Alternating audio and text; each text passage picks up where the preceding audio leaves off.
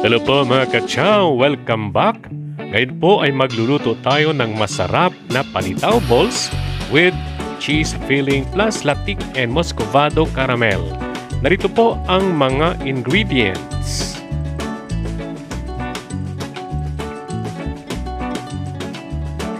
Simulan na po natin ang paggawa ng ating palitaw balls.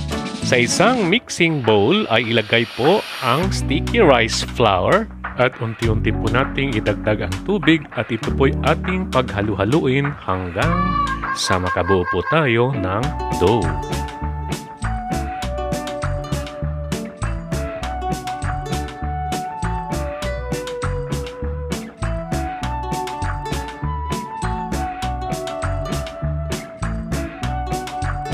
Kapag medyo napasobra po ang ating tubig ay mag-add lang po tayo ng sticky rice flour.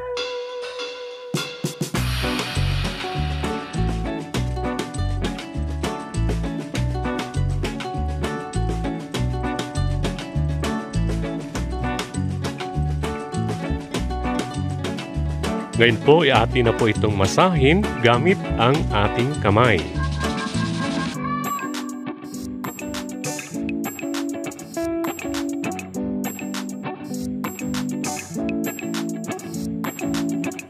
Ngayon po ay may dough na tayo at atin na po itong bilog-bilugin at lagyan ng palaman.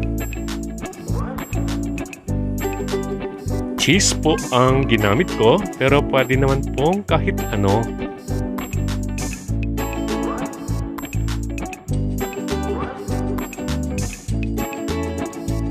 Kapag tapos na po nating bilugin lahat ay iset aside muna ito. Sa isang cooking pot ay magpakulo po tayo ng tubig. Kapag kumulo na ang tubig ay isa-isa po nating ihulog ang mga balls.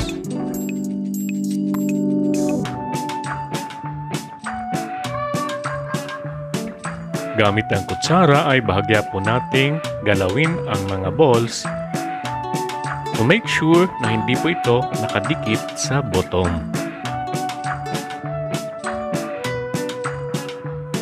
Kapag kalumutang na po ang mga balls, ibig sabihin nito ay luto na.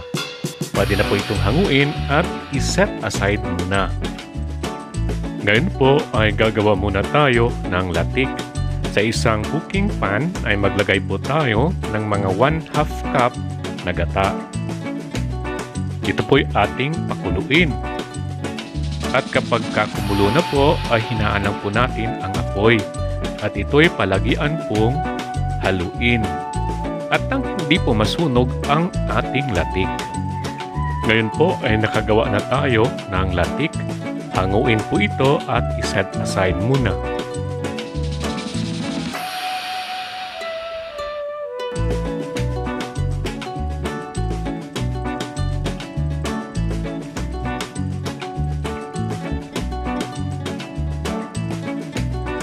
Nakagawa na po tayo ng latik. Ang kulang na lang po ay caramel. In the same cooking pan ay ilagay na po natin ang natirang gata. At ilagay din po natin ang muscovado. Ito po'y pangmaramihan. Ibig sabihin, hindi po ito lahat magagamit ngayon. Bahagya po itong haluin at hayaan po nating kumulo. Kapag nagsimula na po itong kumulo ay hinaan na lang po natin ang apoy. Mga medium heat lang po. At palagyan na po itong haluin hanggang sa ma-achieve natin ito.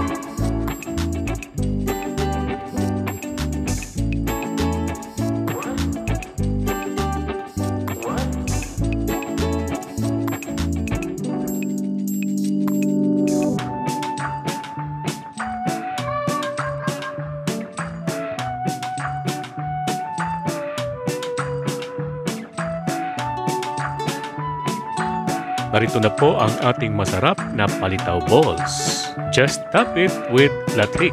Thank you for watching!